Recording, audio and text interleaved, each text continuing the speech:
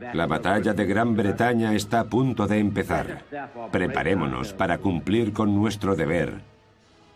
Y sepamos que si el Imperio Británico y su Commonwealth duran 1000 años, los hombres seguirán diciendo: ese fue su mejor momento.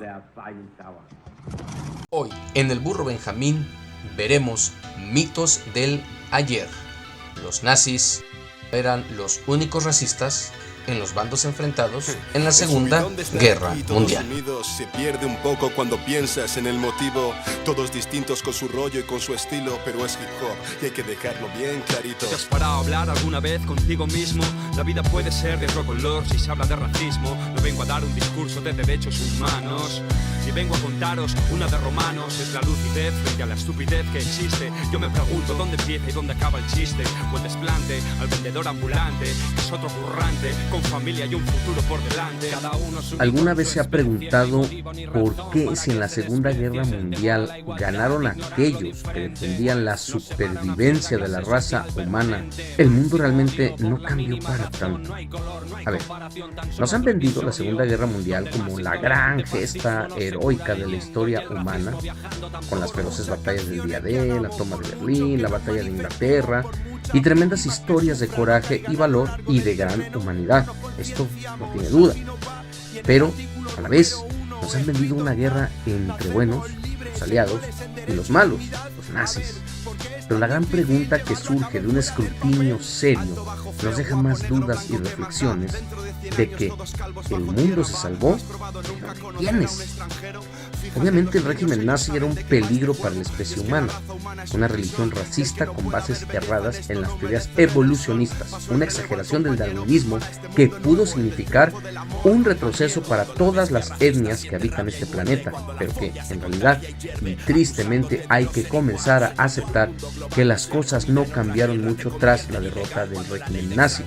Me refiero a que el mundo y su sociedad tardó en ver reflejado en sí mismo un avance verdaderamente humanístico. A ver, ¿por qué lo digo?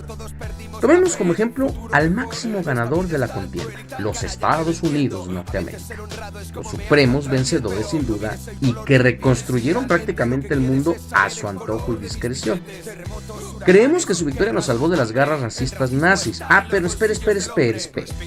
Estados Unidos, en plena década de los años 60, ya bastante pasadita la caída de los supremacistas alemanes, permitió legalmente la segregación racial. ¿Qué es esto? Pues una política que obligaba a tener espacios separados para blancos y para negros. La palabra negro aquí no es ofensiva, me refiero a los afrodescendientes. Obligaba a tener escuelas diferentes, tiendas diferentes, hospitales diferentes, restaurantes y locales que admitían a personas negras y que tenían 2 entradas, una para los clientes blancos y que estos no tuvieran que cruzarse con los descendientes negros. Como no podían entrar en algunos sitios, había bares, cines y gimnasios exclusivos para cada raza, entre comillas, ya hablaremos de este término. E incluso existían fuentes de agua para blancos y para negros, para evitar el contacto al máximo. ¡Ojo! Esto fue, repito, mucho después de la victoria sobre los nazis. Y para que esto se comenzara a degradar, tuvieron que estallar sendas protestas sociales para medio lograr algunos derechos para estas minorías afrodescendientes y costaron cárcel y sangre. Levántese ahora. No creo que deba hacerlo. Si no se levanta, haré que la arresten. Puede hacerlo. You're broken down and tired of living life on the merry-go-round, and you can't find a fighter, but I see it in you, so we gon' walk it out. Move mountains, and I'll rise up, I'll rise like the day, I'll rise up, I'll rise unafraid, I'll rise up, and I do it 1,000 times again, and I'll rise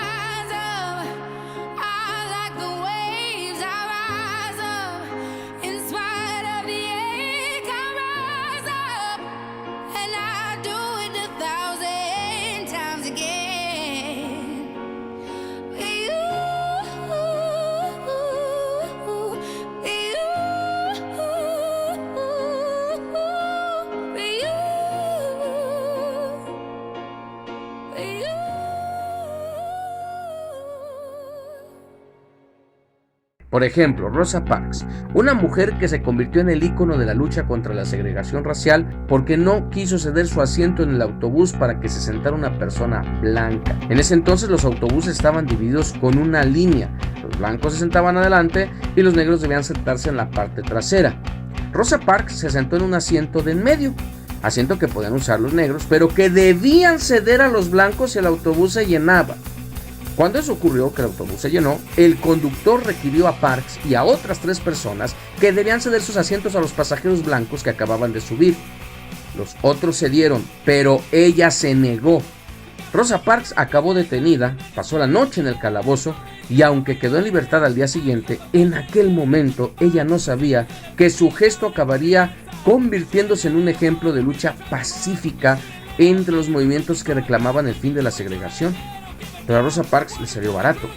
A los grandes, estupendos y magníficos oradores y líderes de las minorías negras, Malcolm X y Martin Luther King, quienes se dejaron el alma a favor del discurso de la igualdad, fueron ultimados por grupos racistas radicales. Otro ejemplo es el de Tommy Smith y John Carlos, 2 atletas norteamericanos que ganaron la medalla de oro y de bronce en la carrera de los 200 metros en los Juegos Olímpicos de México 68 y que al subir al podio hicieron el gesto del Black Power al levantar su puño en alto con la cabeza baja. Esto dio la vuelta al mundo y el Comité Olímpico les recriminó el gesto al considerar que su reivindicación no debía formar parte de los Juegos Olímpicos. Ordenó su suspensión y expulsión, algo a lo que afortunadamente nuestro país se negó. ¿No piensa usted que la llegada de Barack Obama cambió mucho la mentalidad de los protestantes blancos racistas estadounidenses? Es más, Obama fue conocido como el gran deportador. ¿Sabe cómo le pagó su electorado? Eligiendo al peor presidente de la historia de ese país, un consumado racista llamado Donald Trump.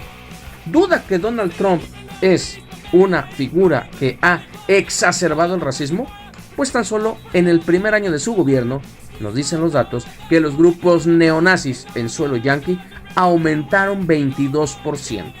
Los estados con más alza de este número de radicales supremacistas fueron, faltaba más, Florida y Texas. Los estados sureños siguen a 150 años de la contienda que enfrentó a los estadounidenses, siendo guarida de racistas. A ver, vámonos a Sudáfrica. ¿Qué tal el apartheid?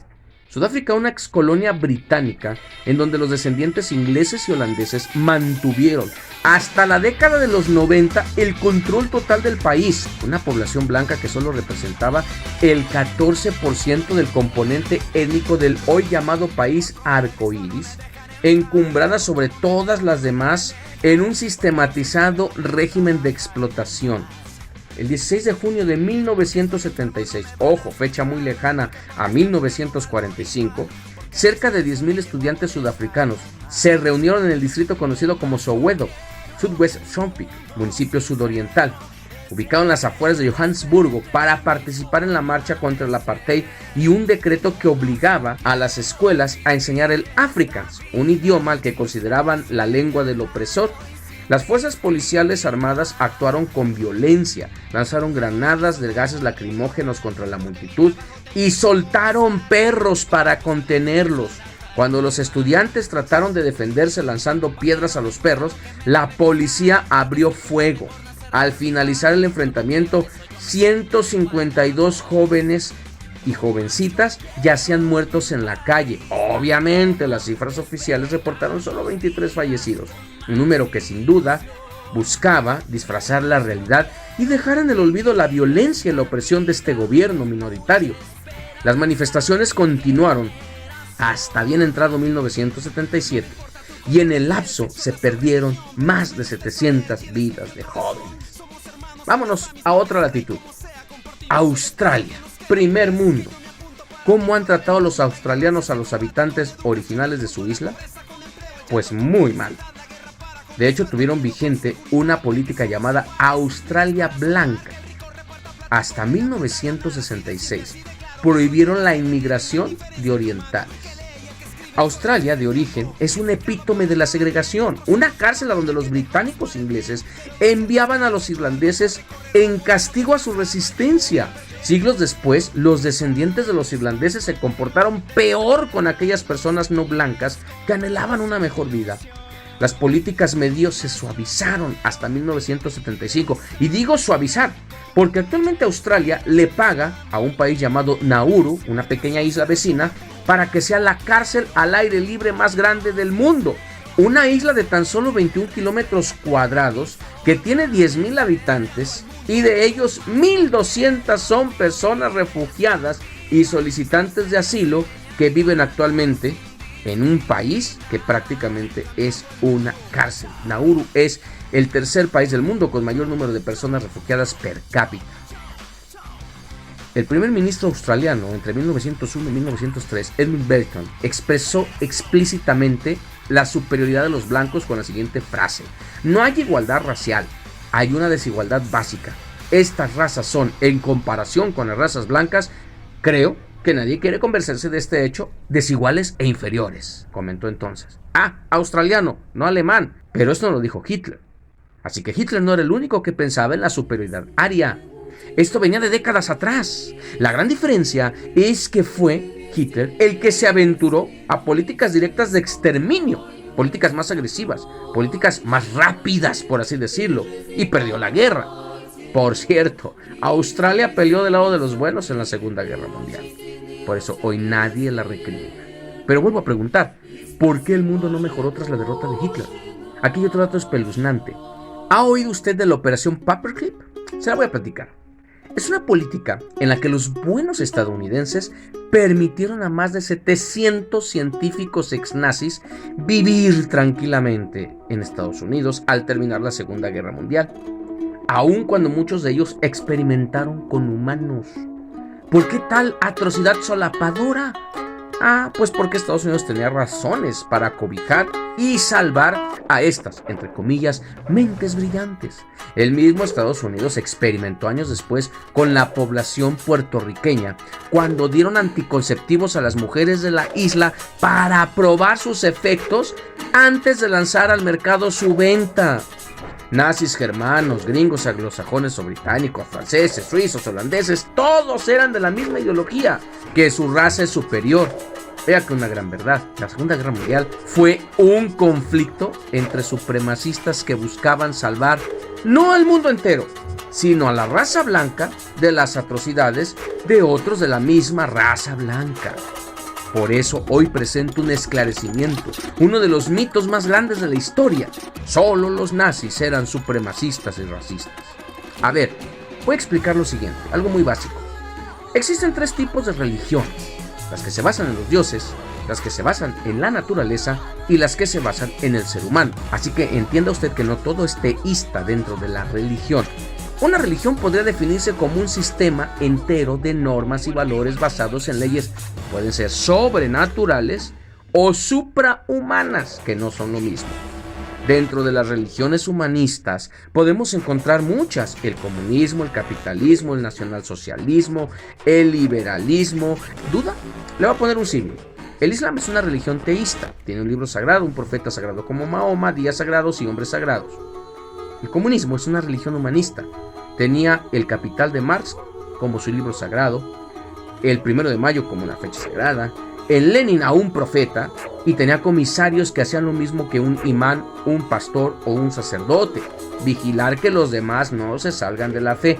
Es más, dentro del Islam hay corrientes que se acusan unas a otras de heréticas, como son los chiitas y los sunitas. Pues dentro del comunismo también, los trotskistas fueron cruelmente perseguidos por los stalinistas. Así que de la misma forma en que un cristiano católico puede ser monoteísta y politeísta a la vez, un creyente en las ideologías humanistas puede ser nacionalista y a la vez racista y a la vez capitalista, sin provocar con ello un conflicto, un sincretismo social, por llamarlo de alguna manera. Esta construcción mental hace muy complejas las actuaciones humanas, las cuales buscan justificarse tras el velo de salvar, guardar, amar o luchar, sin importar si eso significa la muerte del otro. La política y la economía, otro tipo de religión, enseñaron al hombre que también podía explotar a otros hombres como si fueran mulas o caballos. Y parte de la ciencia respaldó la teoría de diferentes razas entre los humanos, cosa que la religión monoteísta no contradijo. Es más, ¿no contenía la Biblia la narración de un pueblo abrámico elegido que destruiría a los impuros cananeos? ¿Por qué no pensar que los cristianos anglosajones eran el nuevo pueblo elegido por Dios y por la evolución para cribar a la raza humana de los mestizos e indígenas? ¡Qué paradoja tan grande! Que el primer pueblo elegido fue puesto dentro del morral de los impuros. Sí, maten a los judíos, permitió el Vaticano. A fin de cuentas, ellos mataron a Cristo.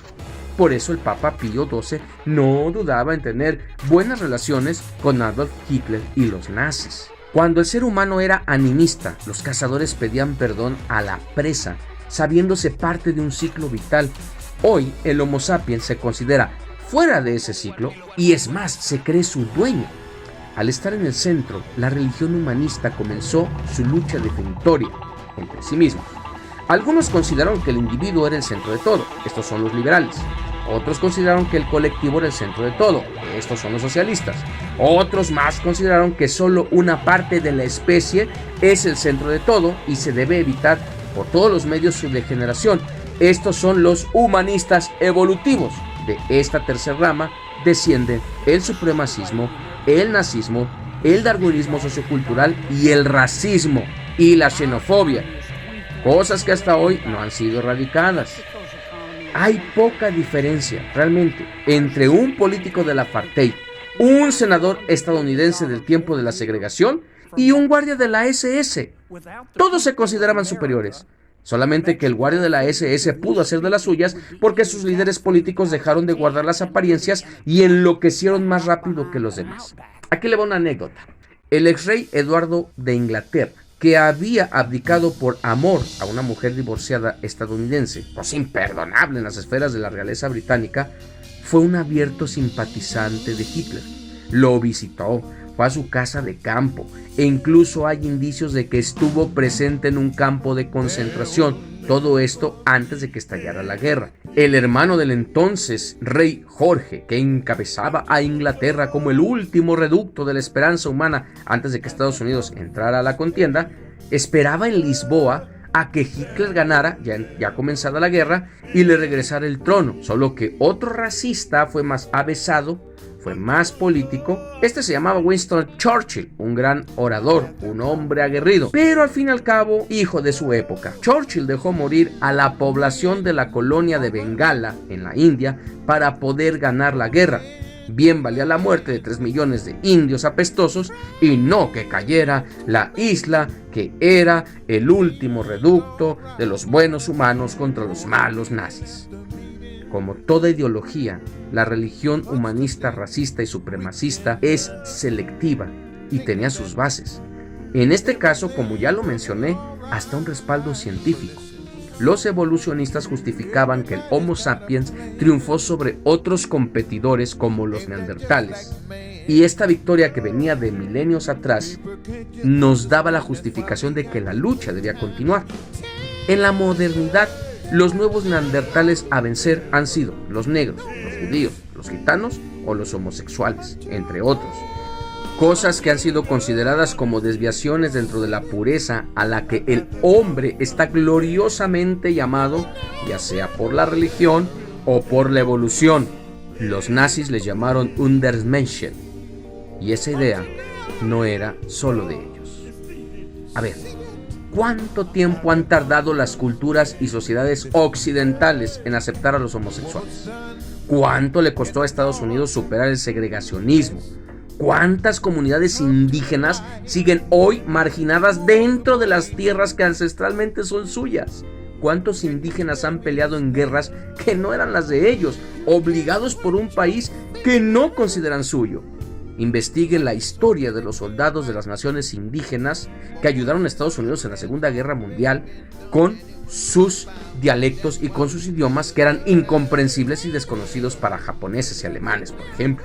A ver, ¿por qué en Polonia, Italia, Hungría o los mismos Estados Unidos hoy se sigue votando a candidatos que hablan de proteger su nación de los migrantes, entre paréntesis, invasores, como si fueran las huestes de Atila el Uno?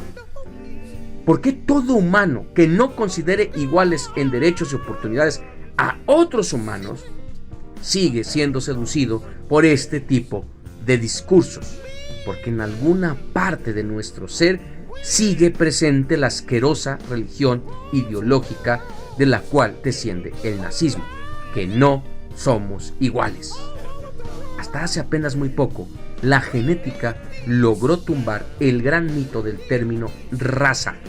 No hay razas de humanos. Las diferencias genéticas son ínfimas, pero aún así seguimos sin considerarnos hermanos.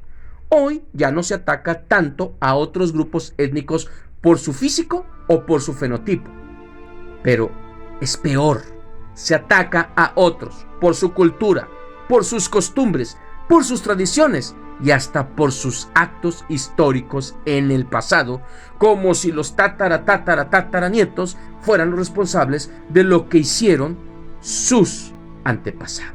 Así que los discursos políticos son neonazis, son humanismos evolucionistas religiosos adaptados al presente con silogismos que dan miedo, como todos los gitanos son estafadores, todos los mexicanos son narcos, todos los musulmanes son terroristas, el otro. Cambian de palabras y el tipo de discurso, pero no el fondo.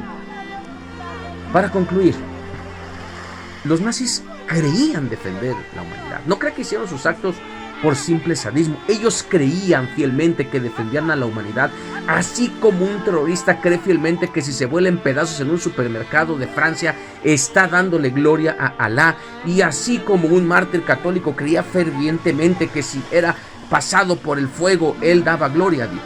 El primer gran enemigo y la justificación para lograr el poder de los nazis fue el comunismo, otra religión humanista.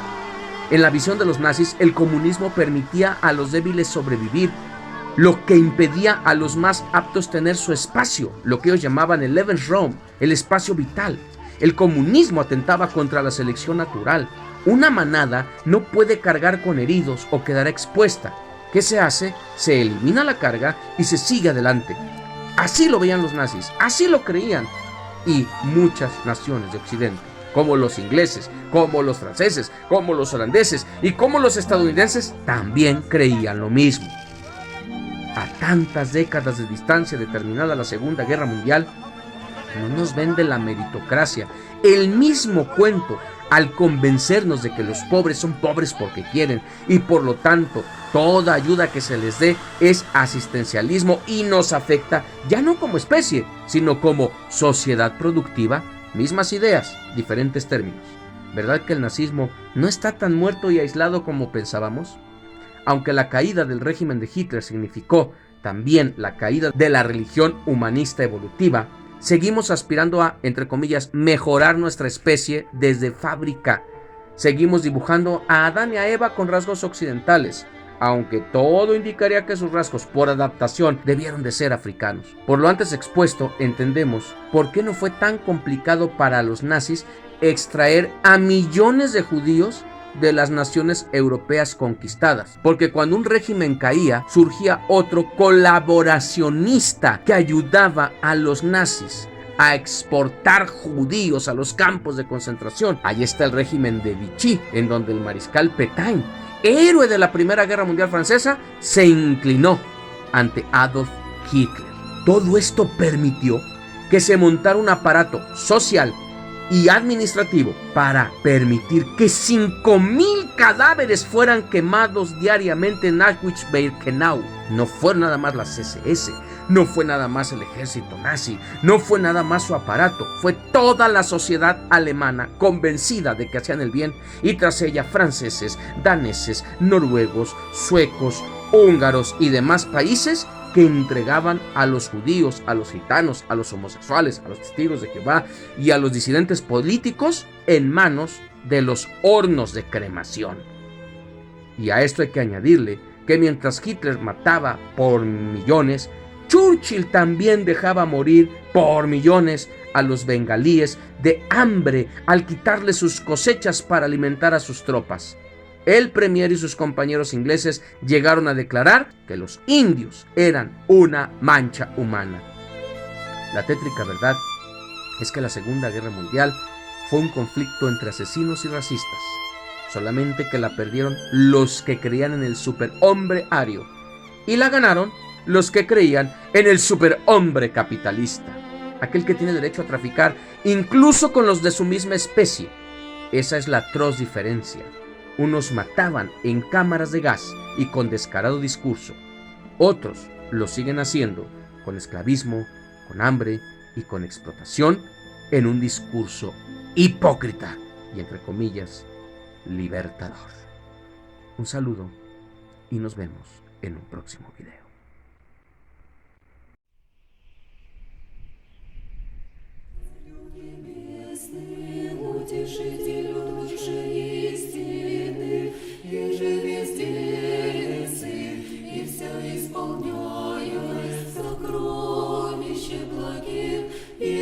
Подателю, приди, вселися в них, и очисти от всякие скверны, и спаси, блаже, души наша.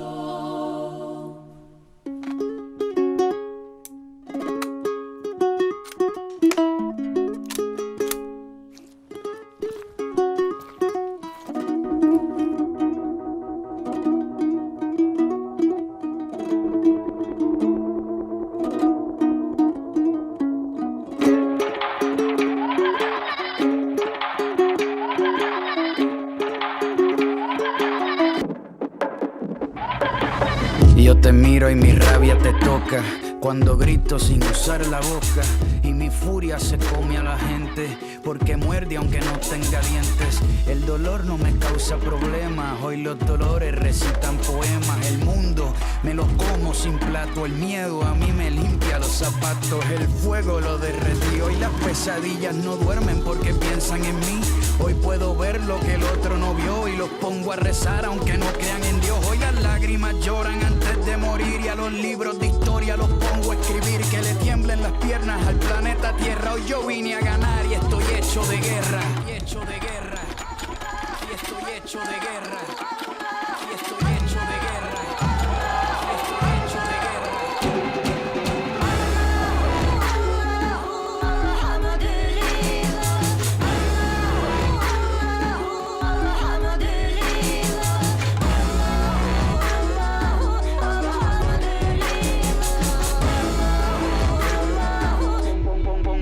Pongo a rezar.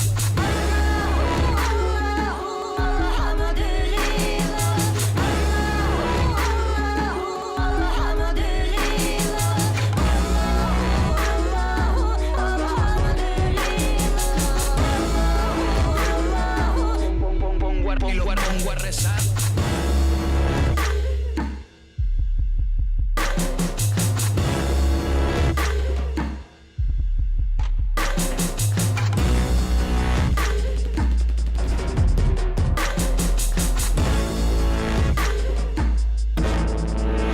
Soy el boquete que dejó la bomba que cayó, lo que fecundó la madre que me parió. Desde que nací soy parte de este menú, porque yo llegué al óvulo antes que tú. Soy la selva que corre descalza, en el medio del mar sobrevivo sin balsa. Soy el caudal que mueve la corriente, los batallones que chocan de frente. Mis rivales que vengan de a dos, hoy ni siquiera los truenos me alzan la voz. Soy tu derrota, tus dos piernas rotas, el clavo en el pie que traspasó la bota. Soy la estrategia de cualquier combate, hoy se gana o se pierde, no existe el empate. Soy las penas de tus alegrías, la guerra de noche y la guerra de día. Guerra de noche y la guerra de día. Guerra de noche y la guerra de día. Guerra de noche y la guerra de día. Guerra de noche y la guerra de día.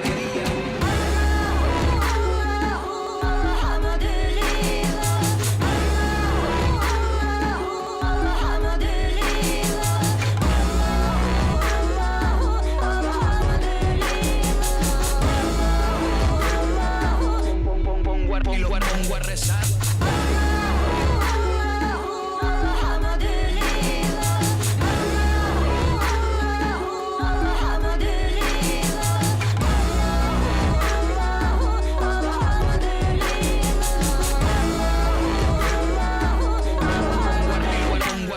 La guerra la mato sin darle un balazo. A la guerra le dan miedo los abrazos. La guerra con camuflaje se viste, así nadie ve cuando se pone triste. La guerra pierde todas sus luchas cuando los enemigos se escuchan. La guerra es más débil que fuerte, no aguanta la vida, por eso se esconde en la muerte.